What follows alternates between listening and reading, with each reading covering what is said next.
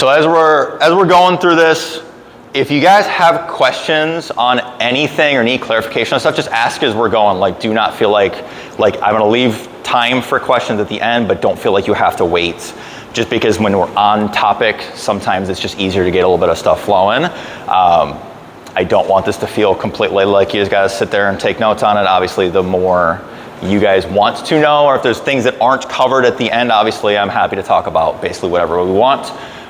We got 90 minutes allocated for this. So the topic for today is basically how to make sure that regardless of what kind of nutrition program or plan you're trying to follow, how can you actually make it stick, make it successful? So it's basically the difference between eating proactively and eating reactively. So proactive is you are in control, you're the one sort of making the decisions and guiding the process. Reactive just means that you're kind of at the whims of whatever happens in the environment around you. So it basically means what's your adherence and compliance going to look like, not just over a short term, but over a long term. So basically when you distill the concept of like a nutrition plan specifically for things like weight change and body composition change, whether that be fat loss, muscle gain, a combination of the two, where if we're trying to primarily just elicit some kind of physical change, we'll look at it in two big components. First is the overall calories being consumed, and the second is the makeup of the calories that we're consuming by way of three major macronutrients. So your macronutrients, when you look at a food label, are fat, carbohydrates, and protein. Fiber is also listed as a macronutrient on a food label, but a fiber is a subset of carbs. So we'll kind of use more of an umbrella concept. Now your calories are basically determined by the different macronutrients you take in. So like for example, a gram of fat has 9 calories in it. A gram of carbs has 4 calories in it. A gram of protein has 4 calories in it. So if you took in 50 grams of protein, you consumed 200 calories. And that's how we arrive at the calorie makeup of what you're consuming. So what I've got on the screen is a lot of fairly common nutrition systems, things that have a lot of rules behind them for what you are and are not supposed to do. For example, things like intermittent fasting or time-restricted eating.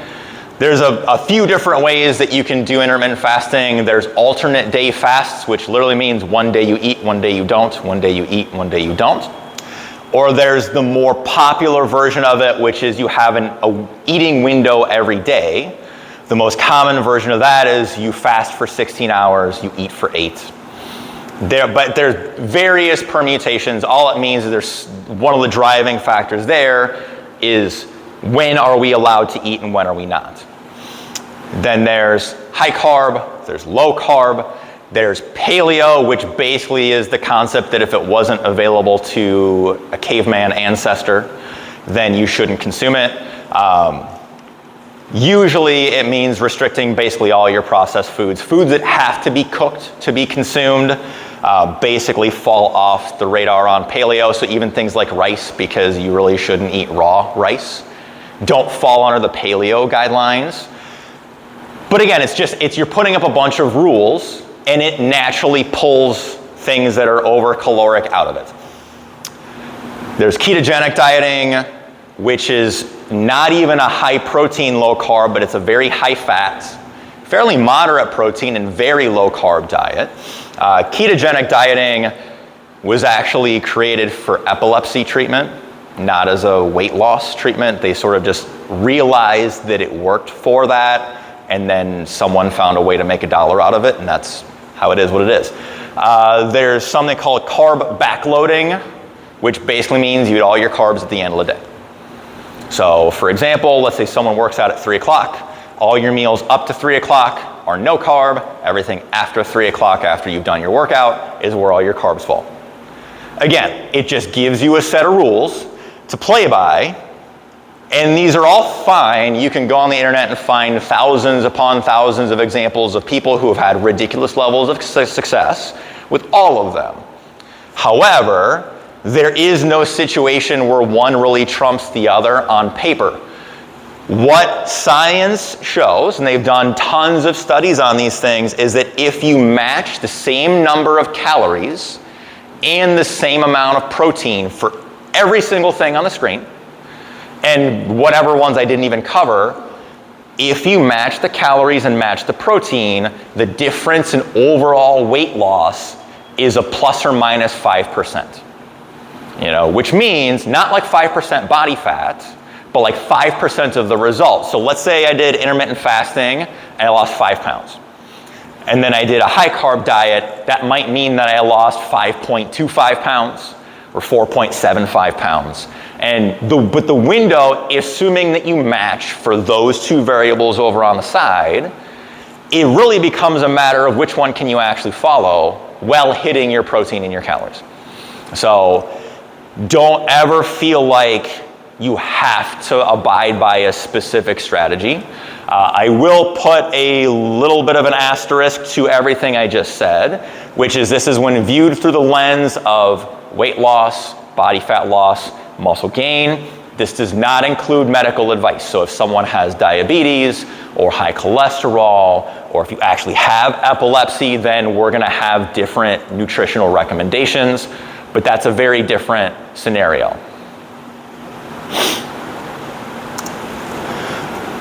So basically what we can break this down to is the whole point behind why we do this seminar is all of that stuff can work, but none of it works if you can't follow it. Okay, so it really is a matter of the best nutrition program is gonna be the one that you can do, and not the one that you can do for 2 weeks or 4 weeks or 6 weeks or 8 weeks, but the one that you can do long enough to see the results you're chasing and then sustain it. It doesn't mean that you can never change what you're doing. Like let's say someone has a goal of losing 10 pounds and then they hit the 10-pound goal. They might change their nutrition approach slightly to feed off the next goal, which might be just now maintaining the 10 pounds they lost. It doesn't mean that if, let's say, you were taking in 1,700 calories to get to a goal, it doesn't mean, well, I guess I eat 1,700 calories for the rest of my life. It just means you want to take the general principles behind what got you there and see, is there any sort of longevity here? So it really is, it's all execution, which is the thing that gets tricky. So this is January. Statistically speaking, we have already passed what they call the, It's like the New Year's fallout. Today is January 26th. It means if you had a resolution on the 1st and you I think it's like the 19th of January or something. If you made it that far, you are better than like 80% of people, because 80% have already failed that early. 90% will fail within 30 days. Now, and that statistic varies a little bit from report to report, but it's usually between 80 and 90%, and it's usually between 30 to 70 days. But the general concept of like, it's still not a very good return rate. And I would harbor a guess. Who set a New Year's resolution this year? Anybody? Anyone want to share why they chose not to set a New Year's resolution? Because we're doing the challenge. Fair enough. It doesn't have to be New Year's. It doesn't work. Right. It's kind of like an impulsive thing, right? Like everyone's doing it. In my head, it's like probably 99% of resolutions are set on December 31st at like 11:59 p.m. when someone's like, what are you doing? And you're like, fucking running a marathon. I don't know. Like you make this last minute choice. There was like zero thought put into it. And it's like it was good until it wasn't. It's like as soon as you hit the first roadblock, that's where things start to fall apart. Where someone gets sick, you oversleep an alarm, the power went out, so you couldn't cook what you wanted to cook. Like you get stuck late at work, you get snowed in, like pick something, you twist your ankle. Any of those things could be a hurdle that causes that level of drop off. And the idea is by having some intention about what we're doing, it doesn't mean that you won't still have times where things don't go how you want it to, but there's a difference between not going how you want it to and just completely falling off. So that's kind of what we want to look at, is like if we don't have a strategy in place, you can't expect any challenges. You know, it's like if I set my GPS to go from here to Austin, the GPS can tell me if there's traffic, well, this way's faster, so why don't you go here? Now, oh, this road's closed, why don't you go here? Like, you get to navigate around it. It's not like, hey, there's an accident, so we turn around and go home. So, like, we want to be able to have that kind of built-in ability to test what we're doing. So, these are some of the examples. So you woke up too late, you didn't take any food with you to work because you left it on the counter this morning. Your schedule is slammed, you know, from 8 in the morning till 1 p.m. You're in a situation where you can't eat, you know, you're the one giving the speeches. You're not prepared for anything else. You have no shakes or anything else that you can drink while you're doing it. You're like, shit, I can't eat until 1. I missed breakfast. Now I'm just going to sit here and let my stomach grumble for the next 5 hours. You know, it's 1 o'clock. Chipotle is the closest thing. You're like, well, since I'm at Chipotle, I might as well get the chips, or I might as well get the queso, or like, and it starts to escalate. You know, you get super stressed out. Your blood sugar will start to drop because you haven't eaten in too long. And so by the time you actually get to eat, you're already 2 hours or 3 hours behind when that first meal was supposed to have happened. And then you go to Chipotle and it's, I want the family size order of chips and guac. Because now you're hangry. You have turned into a walking Snickers commercial. You know, and then it's like, well, I'll do better tomorrow. But sometimes it'll be like, well, that was at 1 o'clock. And you'll be like, well, since I already screwed today up, why not do whatever? You know, you get home and there's like a half a sleeve of Oreos. Or this is Girl Scout cookie time of year too. Like, oh, there's like a half sleeve of Girl Scout cookies. I already screwed today up. Why not just screw up more and I'll do better tomorrow? So like, this is the sort of situation that we want to try to have a plan to work around. You know, because like I said, it's one thing to put it on paper and know like, what are your calories? What are your macros? How much protein are we eating? But it's another to see how we can actually apply it. Anybody ever encounter the situation that I just walked through? Okay. So the definition of insanity is doing the same thing over and over and expecting different results. And this is where people will kind of start spinning their wheels. And you kind of hope for the best. And it becomes really difficult too, because sometimes you'll think about your day and you're like, well, I feel like I'm doing pretty good. I don't know why I'm losing weight or why I'm not gaining muscle. And it's because a lot of times you think about the things that actually went how they were supposed to, and you're like, no, like my breakfast is good, my lunch is good, but you forget about the like 3 or 4 times in the last week where you had that scenario that I laid out. Because like, I think most people kind of, without intending to, kind of shuttle those things out fairly quickly. Or like if you're someone who tracks your food, but you only track the good stuff, and like when you do the Chipotle thing, you're like, I'll leave that empty. You know, you have to take the whole thing into consideration. So we need to get a little bit less whoops. And even if it's like, treat things on like a spectrum of like, well, if I can't make the best choice, what are the good choices? What are the better choices? You know, like let's say hypothetically, your flight is canceled at the airport. So you're there for like 3 more hours. There's almost never anything decent in an airport.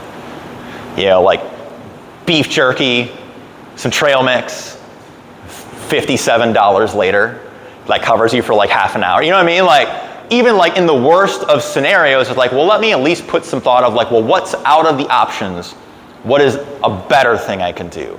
Well, I got a turkey sandwich. I didn't put the mayo on it. Like, it wasn't the best, but it was okay.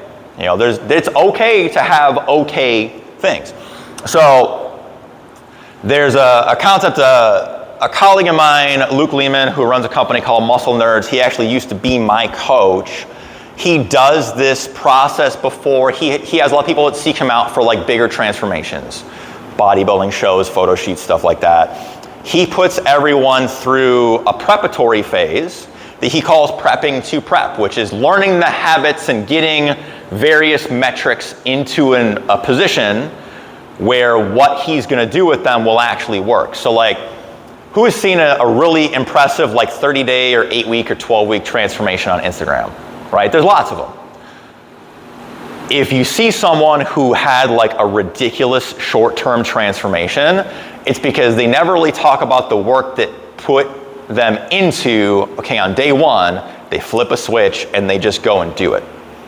You know, and that sometimes is months or years to get them to that point. It's not just 8 weeks of work, it's all the stuff that comes into it. So he does things like get people's resting heart rate in order, look at their heart rate variability, their blood pressure, their fasting glucose, their sleep, because those things influence how well their body will shed fat or how well it will add muscle. For example, if your resting heart rate's always super high, you're always like on boil. One, it's not good physiologically for fat loss.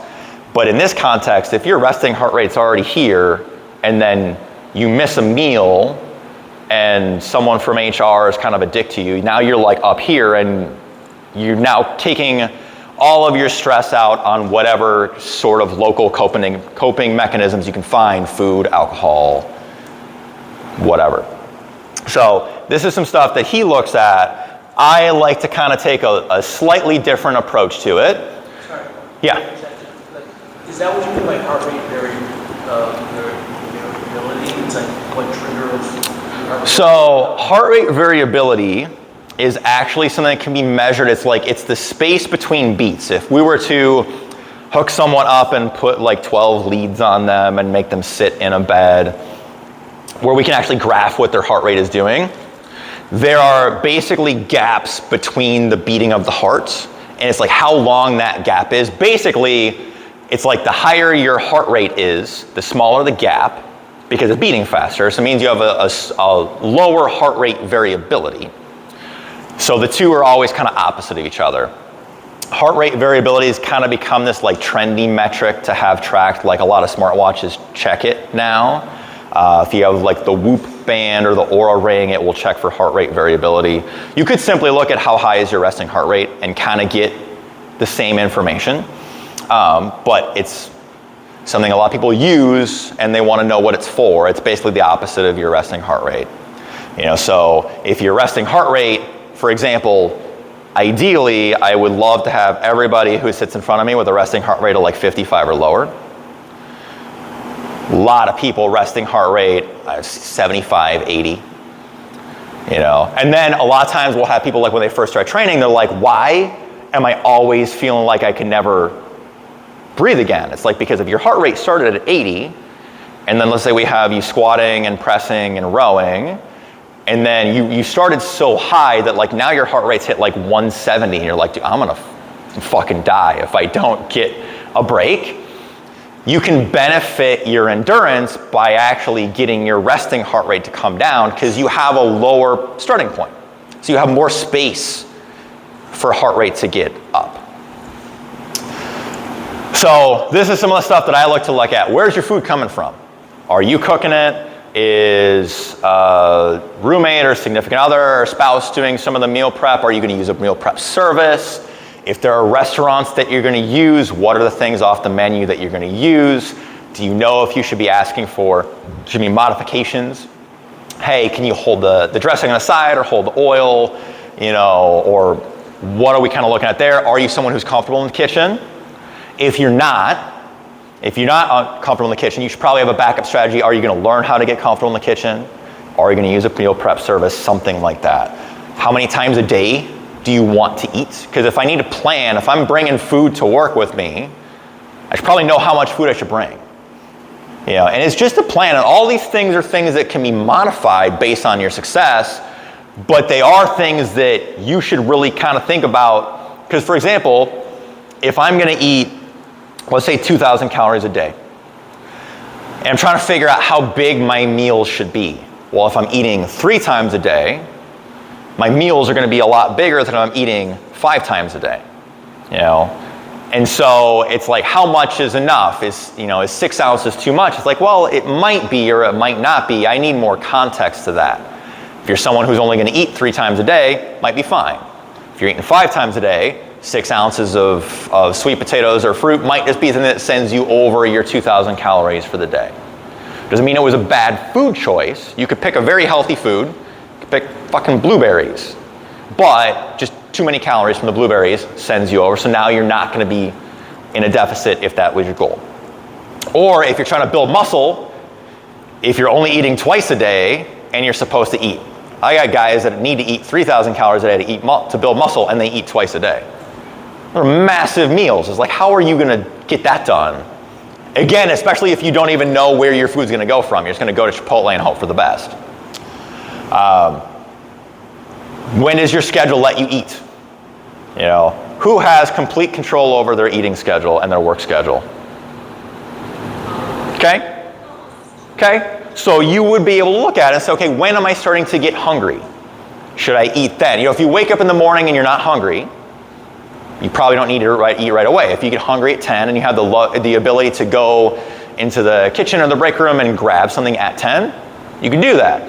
If you're somebody whose workday starts sharply at 8 and you know you're pretty much in meetings until lunchtime, if you're not hungry at 6 when you wake up, and you know you don't get hungry until like 10, but at 10 the option is not there to eat, proactively we have to think, hey, I should probably eat at least a little something before I go to work, even if I'm not famished, because now my options are either eat a little too early or starve and then eat a shitload too late.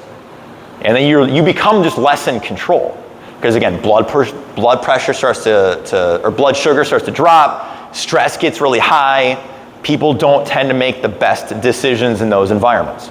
You know, whether it's, good. What's that balance of like being hungry versus like eating the things? Because I think you said last time, like you get to the end of the day and you're below your calorie count, it's fine, just skip. But right. Or I guess like the beginning of the day, I always feel confident, like getting like most of the protein out of the way. Like should I be cutting if I'm not that hungry, and then just letting it feel through the day, or should you like kind of build more in the morning and then just know that you're going to be hungry? Well, I think this is where, like I mentioned earlier, leave room to modify based on success. So at least having, this is my plan, this is my intention. Now if you, let's say you start really light and you kind of crescendo into bigger meals in the evening, but you're like, but I'm still always under my protein goal, then you might just have to rework it a little bit. Give yourself like a good solid 7 days of data to be like, is this just like a one-off thing? Or is it, if it's a consistent thing, you might just have to change the plan of attack a little bit. But again, it never comes down to like forecasting the perfect scenario. So you have to keep your options open. Yeah, I was more just like the balance of planning versus cues. Like if you just want to eat, this is the plan and this I'm hitting the number, versus like waiting to be hungry. So what I would do is I would start with like, let's say I'm going to try to build out, I don't know, 1,600 calories, 1,700 calories. Let's say I want to set it up over like 4 meals. I'm going to think about, okay, what do I know about my body right now? I tend to be kind of light in the morning. I'm just going to intentionally like go into my Fitness Pal or an app and be like, well, what gets me there? Yeah. But if it doesn't work, we might just need to reallocate some food to a different spot. Like you kind of do have to play with it a little bit. Now my preference is to get more food in people earlier in the day than they're accustomed to. Just because if we get too much food at the end of the day, I have to worry about what does that do to your sleep. Are you someone who sleeps really great on a full stomach? Are you someone whose sleep gets disrupted on a full stomach? And then what does that do for the next day? Because like, I got some people that they're not hungry in the morning because they eat so much at night. And it becomes like a catch-22. They're always bad at planning. They never eat until they get home from work, you know, and then my teenage son's like this. He's in wrestling. He barely eats up into wrestling practice. He has 3.5 hours of wrestling practice. He's 16, comes home, wants to eat the house, sleeps like shit, and then wakes up the next day not hungry. It's like, because you still have like 2,000 calories in your stomach digesting right now. So sometimes you will have to just be like, all right, I have to break this little cycle, and you just try it, you know, and that's realistically, like there's never gonna be like a perfect attempt. I think and that's why I like to have people spend a few days just like track your normal stuff. And if I can see like, you tend to do this or you tend to do that, I might just wanna foster what your normal habits are, just so that we're not asking you to change too many things at once. You know, but there are exceptions to that. Like, for example, if you train at 6 a.m., Michael can vouch for this. We have some people who come in and train on an empty stomach. They get 10 minutes into their workout and they're basically fucking done. Like, they're done because they haven't eaten since 7 o'clock last night. We're drilling them and their blood sugar just tanks, just running on water. It's like, okay, that isn't a good outcome either. So we have to like look at what covers all of our bases. You know, but that's a fairly common thing. We've had people come out on their first day and we do like trials when people first start. They get 10 minutes in, they're like, I think I'm gonna throw up. I'm like, when's the last time you ate? They're like, yesterday for lunch. I'm like, all right, well. And then that's where we kind of honestly plant that seed of like, let's think about how this is gonna go a little bit. Social support. Do you have good social support? Do you not? Do you have friends who, if you tell them, hey, you know what, I'm gonna not drink tonight, are they the ones who will pick at you until you finally have a fucking drink? Or are they like, dude, it's fine, like not a big deal? And everyone, this is not like me judging it, it's more like it's important to recognize that if you have certain people who are kind of enabling and you are still trying to figure this out, be careful of the situations that you put yourself in. You know, if you got people who are super supportive, tell them what you are doing so they can support you. You know, if you have supportive people in your life, use that, tell them, but like, hey, it's cool. You know, they check in on you like, how is everything going? Like, it's awesome, keep it up, I can see it, like whatever it is. You know, but that's important to know. I had a client that like her husband would almost always guilt her into eating food when she was dieting because he wanted to eat it. And it was a shitty situation. It was like hard. How do you break that when it's your spouse? And it, you know, I don't have an easy answer to that, but it was like we almost had to look at every meal when he wasn't around had that much more importance because we knew that she was always going to get put in situations where she struggled, and so we had to look at, we did everything we could in that situation. Now most of the time it's not to that level, but it exists for sure. How long can you avoid temptation to go off plan? So like, for example, if you're going out to a birthday party and you know, hey, it's at this restaurant I love, and I know once I start, I'm not gonna stop, but I wanna go, I don't wanna skip. It might be like, hey, I should probably eat something before I go so I'm not starving, because once I start, if I start on the fajitas, I'm just gonna eat the whole fucking thing, like whatever it is. That can be knowing, are you gonna be too tempted? Should you just skip that event? You know, just while you try to get some momentum going. Again, if it's a birthday party with lots of temptations and people who are just gonna throw food at you, not like literally throw food at you, but like want you to share with them, you know, like that's how going to my grandma's house was forever. It was just always food on the table, have another, have another, have another, have another. It's like, dude, don't want to. So it's just, these are things you need to at least think about. You don't have to have like the bulletproof plan, but if there's no thought when you're confronted with these things, then it's kind of like, well, what do I do? Anyone feel like they have specific things that they do really struggle with as it relates to that kind of proactive planning component?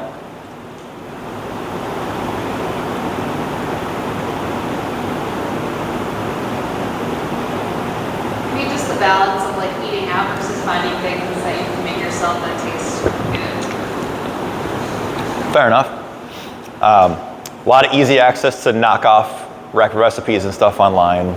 If you have an Instapot, you can basically recreate almost anything at a restaurant with a fucking Instapot, apparently. And you know you can make cheesecake in an Instapot. I'm told it's really good. I guess. I love that Instapot, but I've never made anything. Apparently you can't. I've never made it, but I am told by very food snobbish people that it's the words to die for were used. And I never trust anyone when anyone says that phrase. Because I've... It'll be like moist because it will like the steam. Yeah. Yeah. Okay. I don't know. Maybe you're about to get into this. I was thinking about what you said before, and I mean, I don't like bulletproof. No. For me, the choices isn't nutrition, it's quantity. Yeah. I get like super hungry and then I just go over the calories. Yeah. So I guess a question there would be something like, are you at least doing things like trying to eat a little bit earlier? Or are you waiting? So like, let's say, like what meals do you really feel like you struggle with that situation? Just period. Okay. So that to me feels like one of the lead-ins would be like, what happens if we start to take in food a little bit earlier? It doesn't have to be big. This could be, like a Greek yogurt and some blueberries, or a shake, or like a piece of toast with some peanut butter on it. But my thought is usually when you feel like portion control becomes a really big thing, if it's not like a quote unquote trigger food, like for some things it's just like, I love this thing and I will never refreeze a pint of Ben & Jerry's because I consider it to be un-American. If you take the lid off, you will find the bottom of the container with the spoon, or you're a quitter. So that's important. Like that's a trigger thing for me. I'm never eating a serving, like ever. But if it's just like food in general, like you just struggle with portioning, I would look at some of the gaps that you're getting between your meals, because it can create some complication with how you manage like hunger signals. That's why I really don't like, for example, like we talked about intermittent fasting way back at the beginning. One of the biggest problems with intermittent fasting is some people get just really incredibly strong hunger signals. So you've got two hunger and satiety hormones. You have leptin and you have ghrelin. And some people, specifically women, do very bad with intermittent fasting because they've done research on it. You guys can have up to 5 times the intensity of your hunger signals and lower satiety signaling, which means when you go 16 hours with no food, you might be that much more likely to overconsume because some people, and it's not always women, but in general, some people don't regulate those signals very well. So one thing that I have used a lot with that is, let me just try to feed you way more frequently.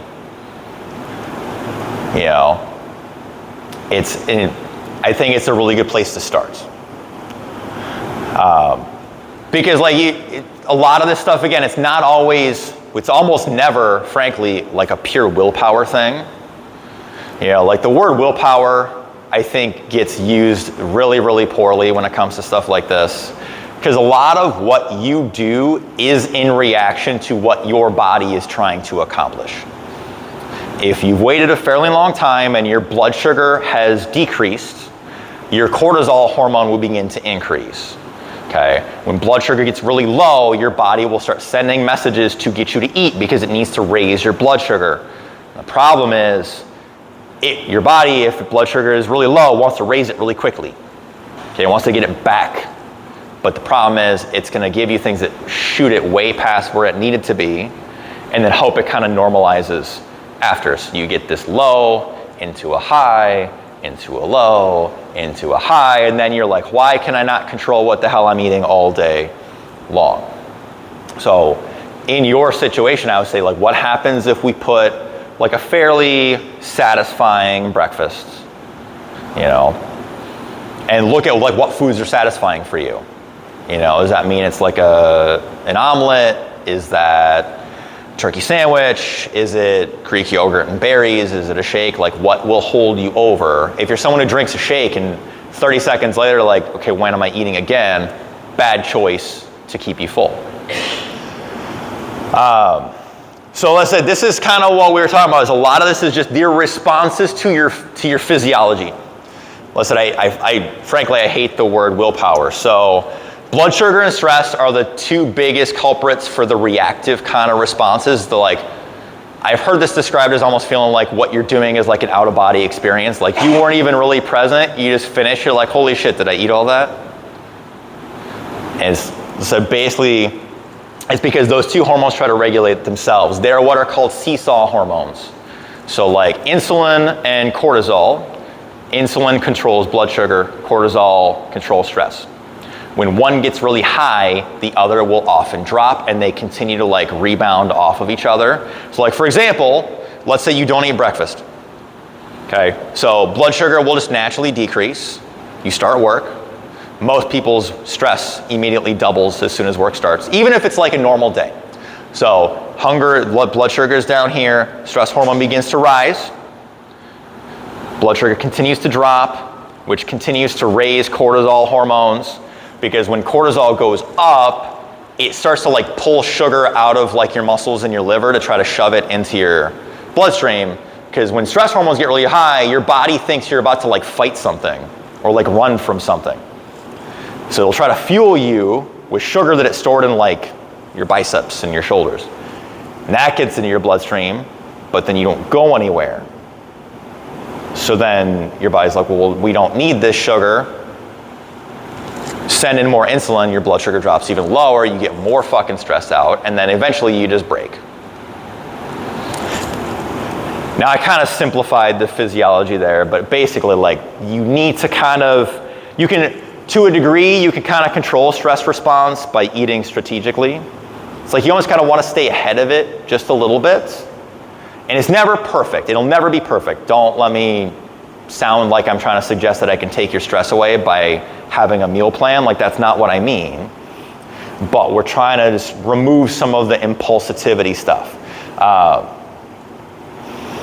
So, and then I think recognizing that there is a difference between hunger and cravings. Cravings is for something very specific. Hunger is I just want food. So if you find that you have a hard time with portions of just things, I'm looking at hunger issues and managing it with meal frequency, looking at what foods can I give you that take up a lot of space on my plate but don't have a ton of calories in them. If it's craving, we have to kind of at least decide when you're craving, is my strategy, let's stay the hell away from it? Or is my strategy when I'm craving, let me just give you what you wanted so we can get over it and move on? Does that specifically make sense, what I just proposed there? So like for example, anybody ever want something really, really bad and try to replace it with something else and it didn't work? Like let's say you really want ice cream. So you're like, I'm just gonna have something sweet. I'm gonna have fruit. And then you eat fruit and it did not do the ice cream thing. So then who's gone and gotten the ice cream? So you just ended up fucking eating more than you were supposed to because you tried to stave it off with the wrong thing. So it's like this, and there's no like perfect answer I can give you, but it's something to consider sometimes. Instead of having it on your brain for 3 days until you waltz into a gelato store and just live there for a day, would it be better to be like, you know what? It's been on my mind for so long, it's been distracting. Let me just do the thing and then move on. Sometimes there is actually a lot of value in just doing that. And sometimes the answer is, I should just really not have this shit in my house. And it could be a little bit of both. Like maybe on a day-to-day basis, you shouldn't have that super accessible. But if for some reason, it becomes like pregnancy craving level of sort of stuff, like that's how Christine, my wife, always was with our kids, was if she wanted something, she wanted one specific thing, and I was going to the store to secure that one thing or I was not coming home. With one kid, it was fat-free frozen yogurt. Fat-free, it's gross, the vanilla stuff. With another one, it was Cheetos. Or the youngest, it was baby back ribs. It was a very expensive pregnancy. It's like $30 a slab of ribs every time she sent me to Outback, so I learned how to make it at home. But now she can't eat ribs. But it was like that sort of, she just needs that thing. So I said I wouldn't probably have it super accessible if your goal is to limit it. But if it's persistent, sometimes like, fuck it, man, let's just get this over with and move on. Where does it come from? What's that? Cravings. Sometimes there can be a lot of things. Some cravings can be like there's some nostalgia value. Like there's food psychology, could be like you had this with a grandparent at a very special occasion that was basically ingrained into your memory. And every time you have it, it gives you like that same sort of serotonin and dopamine reward. Sometimes it can be that it was just chronically a part of your life, and so you have naturally like a taste preference for it. There are very limited occurrences where the thing you're craving is your body attempting to give you resolve a nutritional deficiency. So like, this is a very sparsely used situation. However, there are two situations where I have used things like this, and it often is for women around your menstrual cycles. Okay, so actually, this could be valuable. So red wine has something in it called resveratrol, which does help control estrogen a little. And then chocolate, specifically dark chocolate, is very high in magnesium. Okay. Magnesium in therapeutic doses helps to regulate cramping. So there's a very it's typical for a woman on the first day of their period to be like, I want a fucking bottle of wine and a bar of chocolate. I've actually written that into some women's meal plans, like, okay, first 3 days of your menstrual cycle, you have a glass of wine and half a bar of chocolate, dark chocolate specifically. I've seen this taken to like a ridiculous level. I saw a video not long ago on Instagram that said that if you are craving gluten, so like bread, what you are craving is an emotional connection to your father. And it was the most fucking insane thing I have ever seen. Like, for real, this is a thing. I will find it on Instagram and share it with you. And she was fucking serious. Because you had pizza with your dad? It was, and she's like, it could be a good relationship or a bad relationship, but you just want your dad. I'm like, really? So now you have daddy issues if you want a fucking pretzel bun? Like, wow.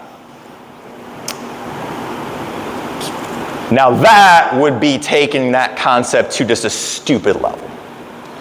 You know, there can be some benefits in kind of looking like if it's always the same sort of thing, you can sort of work backwards. But like, is there any merit nutritionally? Like I said, wine, chocolate, there are actually like different extracts or isolated components to those that you might validate.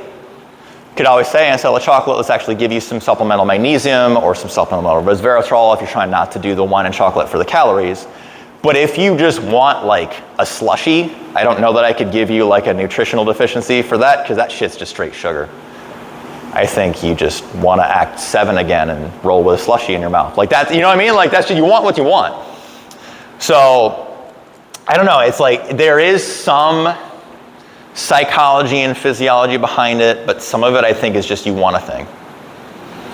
You know, I like this saying a lot. I want to hang this on a sign in the nutrition office.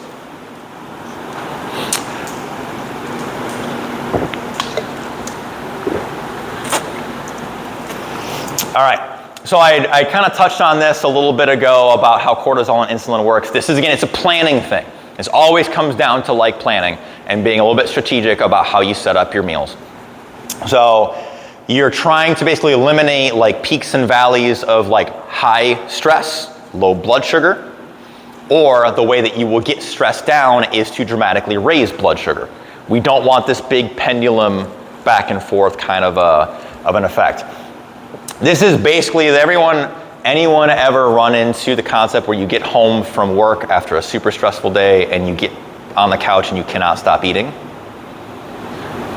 And sometimes it can be physiologically, night eating syndrome can be your body's desperate attempt to get in a very high cortisol level down low enough so that you can sleep.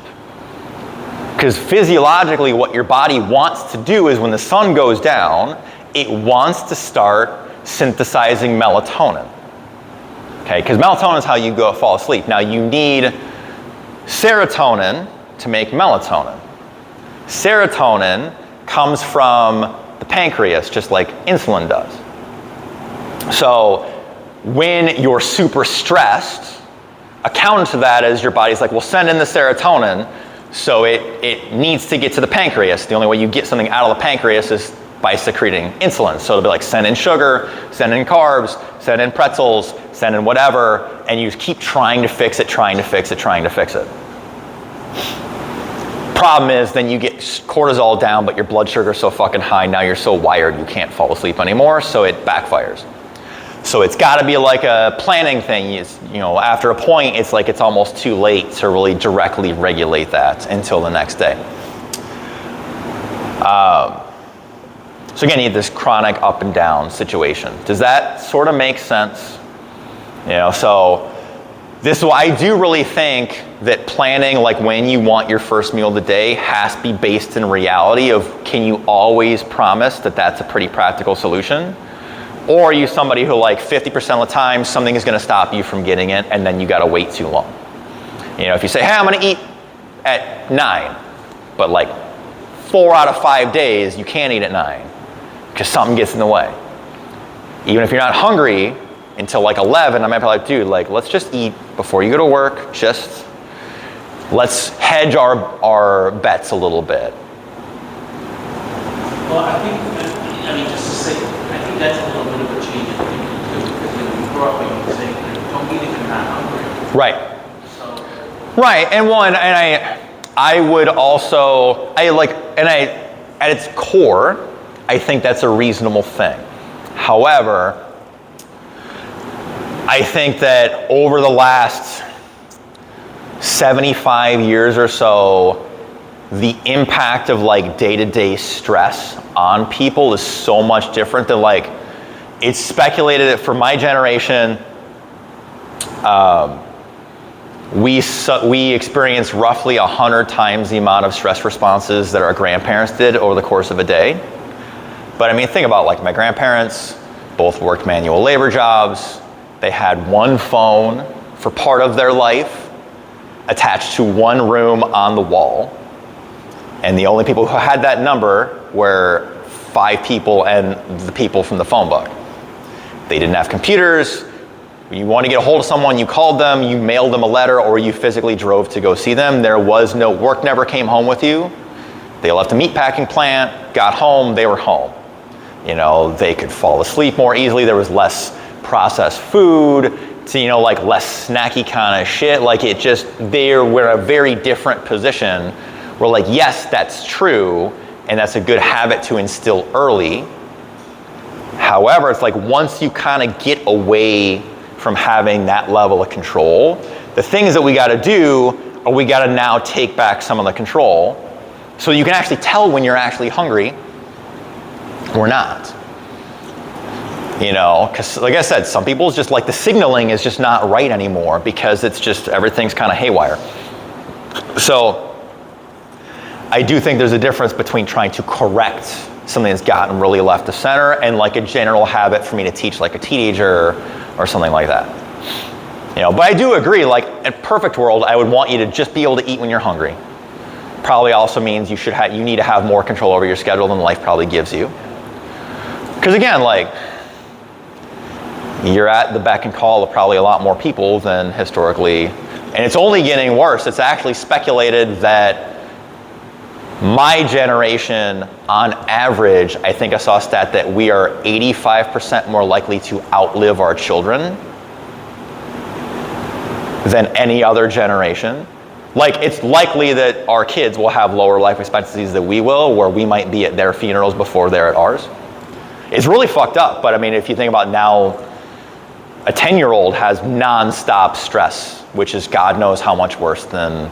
So I don't even know what exponentially they're gonna have compared to when I say like my generation versus my grandparents, it's 100 times. I don't know what it's gonna look like for a 10-year-old looking at their parents. But yeah, there is a lot of things where it's like, yes, I would like it to be like this, but if it's really dysregulated, often you have to kind of swing. If we're way over here and I want to find my way to the middle, sometimes the answer is first we have to get over here so that we can recreate that balance. It's kind of like the concept of moderation. Like, to me, moderation is earned. You know, it's like once we've kind of gotten away from executing moderation, now we're doing too many of something. I think a lot of times it's best to come back this way and restrict it a little bit harder so that we have a better level of control with it. So with food logging apps, I do like food logging apps when people are learning because it gives you a lot of perspective over what the numbers look like. I don't think you should be somebody who has to use a food log to be successful forever. I think they're great tools, and all tools have a time and a place. But what I do find happens a lot of times with food logs is that they're used at the time of the meal or even after the meal, where what I want someone to do is say, hey, I've got 1,600 calories or 2,000 calories. Let me kind of see what I want my day to look like. Maybe you do this like the night before. You're like, oh, I want to go out to dinner. So let me just kind of see what I can put in here early and see how much room I have to work with. What a lot of people do is they will just put their food as they're eating it, or they'll put it in after they've already consumed it. And then if you didn't get the numbers to add up, there's just not much you can do anymore. So I've had people that like, during like the challenge, for example, I like to drive protein fairly high. I have people that come to me and they're like, yeah, I finished the day and I still had 100 grams of protein left, so I had 4 shakes. Yeah, so like I put on the slide, if you have 100 grams of protein left at 8 p.m., get your toilet a sympathy card. I may have had someone try to accomplish that through consumption of Quest bars. Has anyone ever had a Quest bar? So Quest is a protein bar. It's a fairly low sugar protein bar. Now what they use corn fiber to give you the texture and then a lot of sugar alcohol. So every bar of a Quest bar has 19 to 22 grams of protein and 13 to 15 grams of fiber. So if you get 100 grams of protein from Quest bars, that means you took in 5 protein bars, which gave you, 75 grams of fiber in one sitting. That's enough to end a marriage. Like, that's terrible. And they suffered from it pretty severely. So the idea is just like we didn't plan well enough. We didn't, we only had, let's say, 2 eggs and then a Greek yogurt and then like 3 ounces of chicken. It's like, well, shit, like we just didn't get close enough because we never looked until it was too late. So I want people to put it in early in the morning or the night before, even if it's like, hey, let me just put my first couple of meals in for the day so I can kind of see I'm off to a good start. Hey, look, I put my first 3 meals in. I'm already roughly halfway there. Cool, that feels like a pretty good place to start. To me, it's like any budgeting tool. If I'm trying to respect the budget, I should actually see what the budget is. That way, if I only have so much to spend, I'm not overblowing what I've got accommodated. So basically, like if you're using a food app, you treat everything like it's your bank account. So, I recommend starting a little bit more structured and then just kind of easing off the structure and becoming a little bit more flexible once you kind of get your feet wet. But I do think give yourself fewer varieties to work from. So like, let's say you build out a day and you're like, okay, this day hits all the numbers, it looks pretty good, but I don't want to eat like this every single day. I might recommend building out maybe a second day, or even just knowing what a couple of different options you can institute are so you don't get super bored. But also don't give yourself so many choices that it's hard to even know what to do. Does that make sense? Like a little bit of repetition is honestly not bad. I've seen 2,000 food logs in the last 3 years probably. Most people only eat 10 things anyway. It's just I'm asking you to eat 10 different things than what you're already used to, so it's going to feel uncomfortable. It's like most people are more habitual than they're willing to realize. But as you get used to doing it, it's easier to be like, oh, instead of doing chicken, I'm doing fish. Instead of doing beef, I'm doing lamb. It's not that hard. You kind of get a general sense of okay, I want these meals to be more carb heavy, these meals to be more protein and fat and veggies. You just kind of get a general sense for what's working. But otherwise, to me, it's like filling a cart with $400 worth of stuff at Target and then getting in the checkout line and they're scanning all your shit. And you're like, wait a minute. Do I even have money in my account? You pull it, you're like, fuck, it's too late. We waited until we're past that point. And then using timelines for your accountability. So like, for example, instead of saying like, I just want to lose weight, saying I want to drop a pant size in the next 30 days. It gives you a little bit more, just like with financial planning, it's like, okay, I want to put X amount of money away for this purchase. It's like, have that, so that can be something that kind of keeps you on task when it comes to like, well, I would love to do a little bit of this, like, well, but this is also the thing. And by having a timeline, it doesn't have to be a strict timeline, but like, hey, in the next 2 months, I want to accomplish this. It keeps you from perpetually extending the end of that goal to infinity. Hey, I want to lose 10 pounds by March. I want to lose 10 pounds by April. Okay, well, fine. I guess I'll lose it by June. And then before you know it, it's like next year, you're like, I haven't really gotten anywhere. So by just giving yourself some level of self-accountability, or in a place like this, you're talking to me and Michael and other coaches, like, here is the goals that I have, and then we're using that to hold, it's not a judgment thing, it's our job is to help you reach that end target. So, but by having more firm characteristics for what the target looks like, I think it's just a lot easier. Does that make sense to everyone? Anyone have any questions on the stuff we've hit thus far? Okay.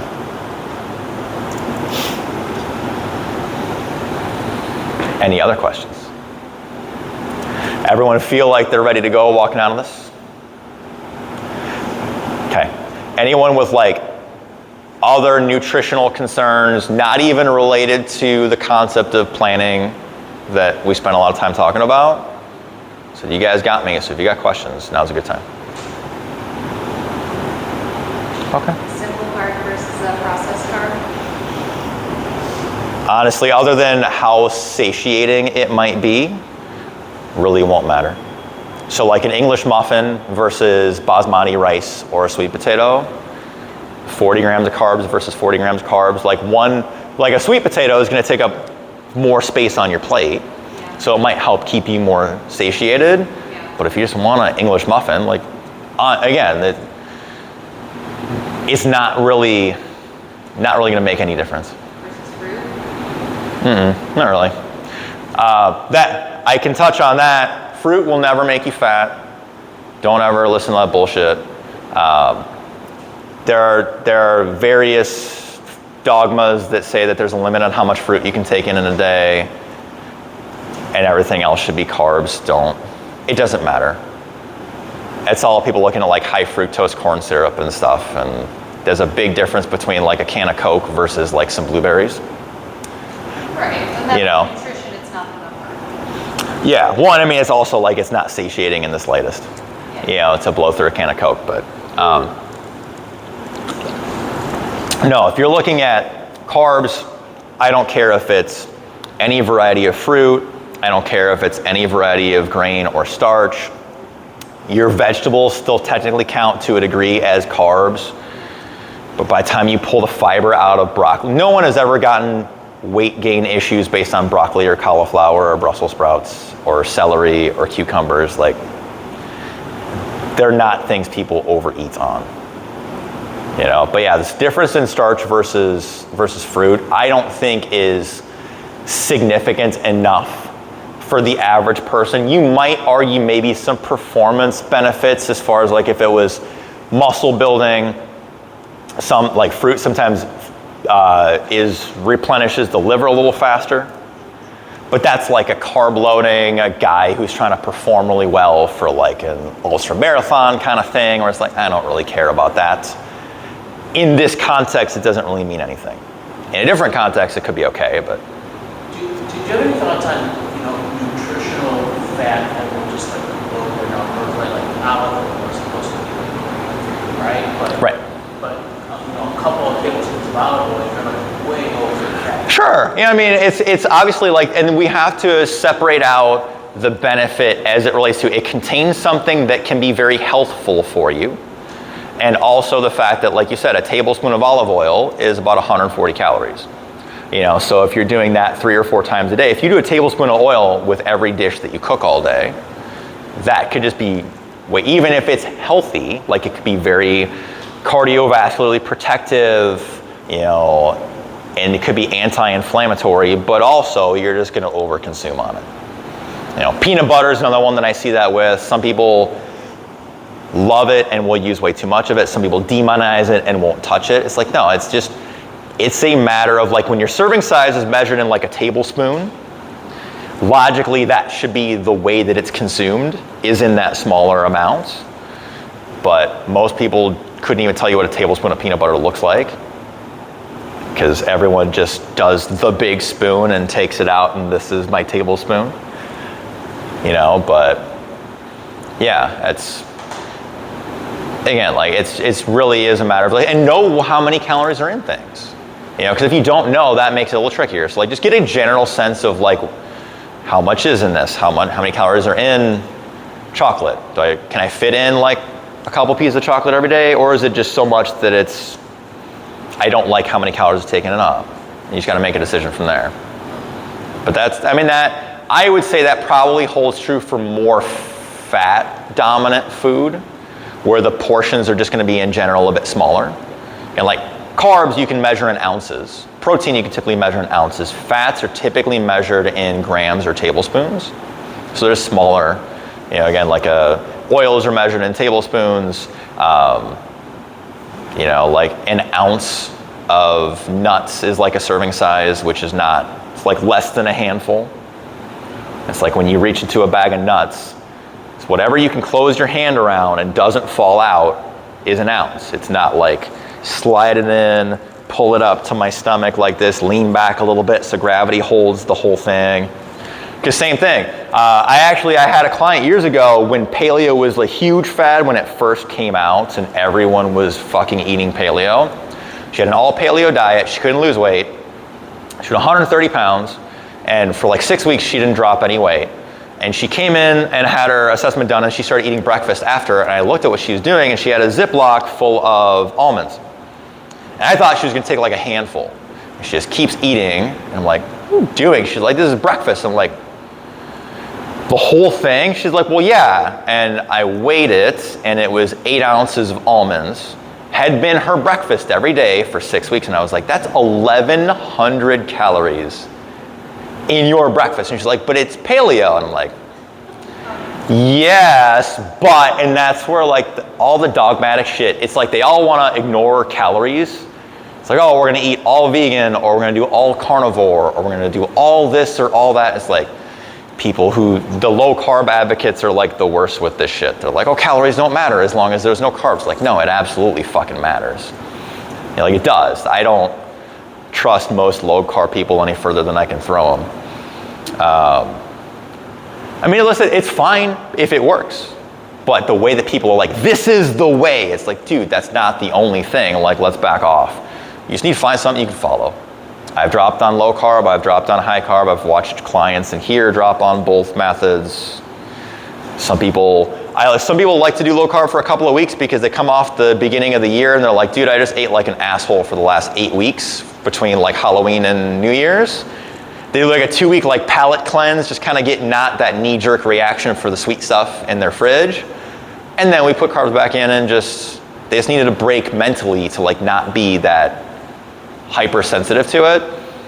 But that's the same sort of thing. They were too impulsive with it, and so that helped fix the issue for them, and then find a way to put it back in. So, any other questions? Cool. All right, why don't we wrap up there? Guys, thanks for coming. Thanks for staying. If you guys think of any questions in the meantime, feel free to reach out to either me or Michael.